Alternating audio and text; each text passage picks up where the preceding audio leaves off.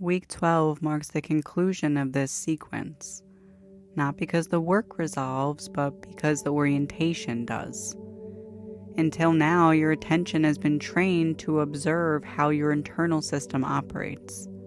You learned how emotional data becomes meaning, how instinct provides direction before thought, and how experience organizes itself into repeatable structures. This final week is where those observations consolidate into a single position of authority. The work no longer asks you to understand what is happening.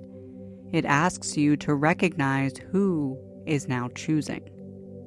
This distinction matters. Insight without authorship creates awareness, but it does not create change. A system can understand itself indefinitely without ever altering its trajectory. What changes a life isn't knowing more. It's knowing where choice originates. Week 12 is the point where perception stops circling the system and takes responsibility for steering it. Throughout this process, you weren't collecting information. You were restoring hierarchy. Instinct was never meant to compete with emotion. Emotion was never meant to override perception. Perception was never meant to replace decision. Each function has a role, and fragmentation occurs when those roles collapse into one another. What you feel now isn't elevation or transcendence, but order. Order is quieter than insight. It doesn't announce itself, it stabilizes. The crown doesn't provide answers. It establishes coherence. As coherence sits, urgency drops away. Not because nothing matters, but because the internal conflict that once created pressure has resolved. When competing narratives fall silent, action no longer requires internal negotiation. You'll find yourself overthinking less about your decisions and trusting them more. It's not passivity, it's alignment. Choice made from alignment doesn't need reinforcement. Now, at this stage, a lot of people expect something dramatic. They look for a final realization or a moment of emotional closure. What usually arrives instead is steadiness. The absence of friction where there was once tension. The disappearance of questions that once felt necessary. It can feel unfamiliar. Systems accustomed to instability often mistake calm for stagnation. In reality, calm is the signal that control has returned to the appropriate level. You're not above your life now. You're inside it without division.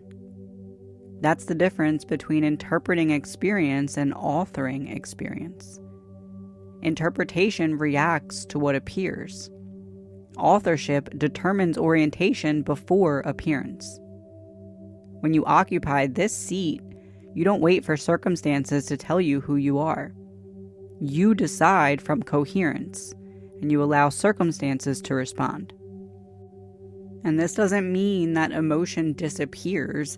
It means emotion resumes its proper function as data, not directive.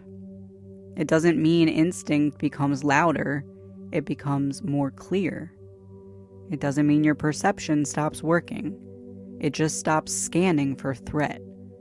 The system no longer needs to justify itself internally because it's no longer split. As you move through this final week, resist the impulse to measure yourself. Measurement belongs to learning phases. Integration belongs to inhabiting. Pay attention instead to how you move through ordinary moments.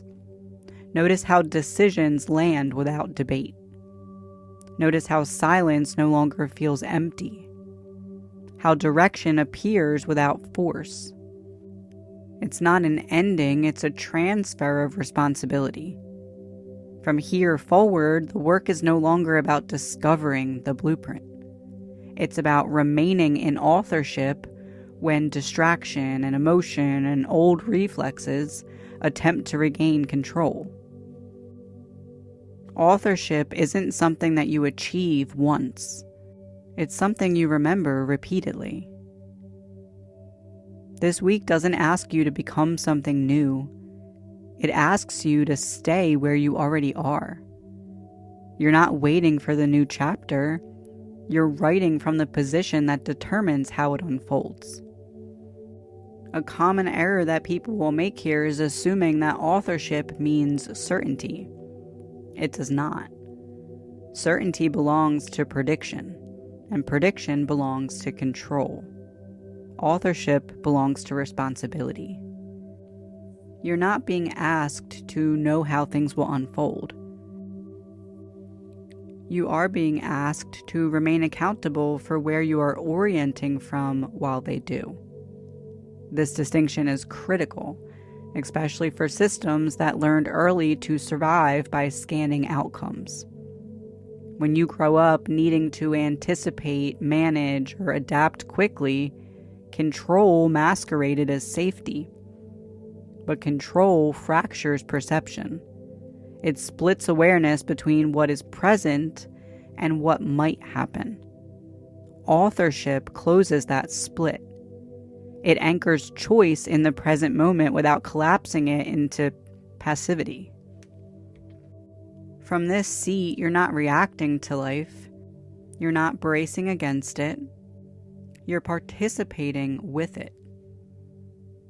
This is where many people unconsciously step back.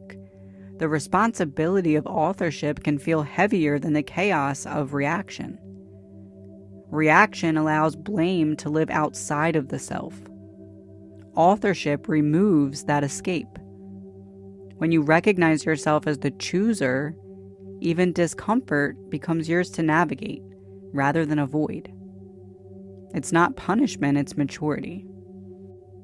What stabilizes you here isn't confidence, but internal agreement.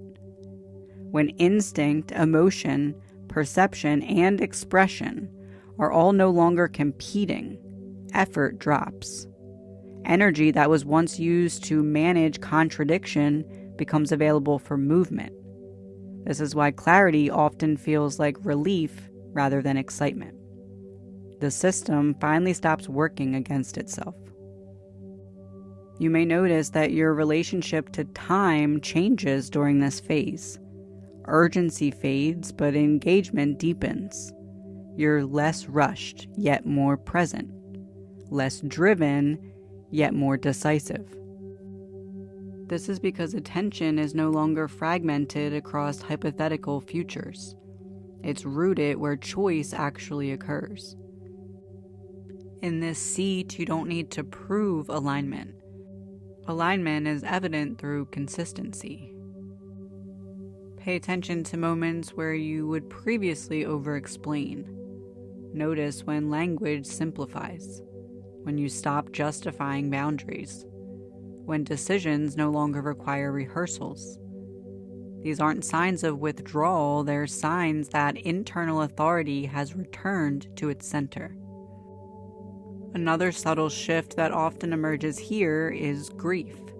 Not dramatic grief, but a quiet recognition of how long you lived without this seat.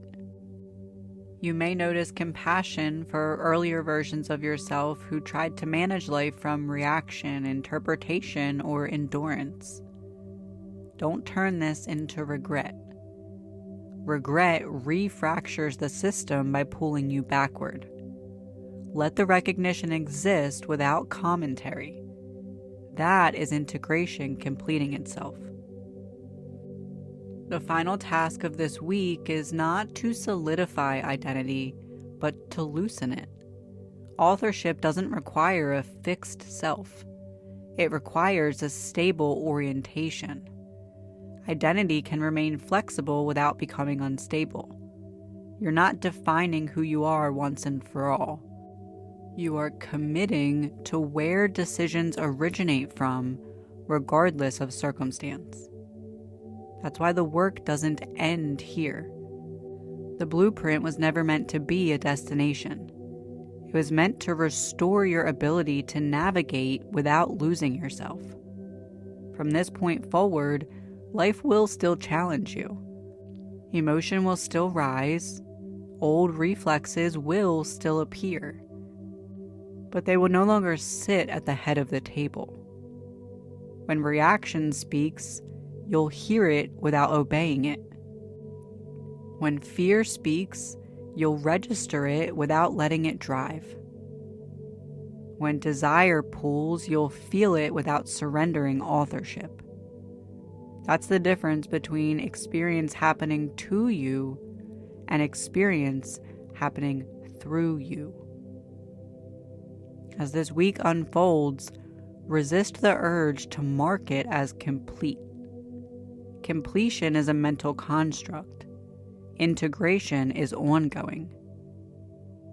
Notice your posture inside of the experience instead. Notice where you're seated from when a decision arises.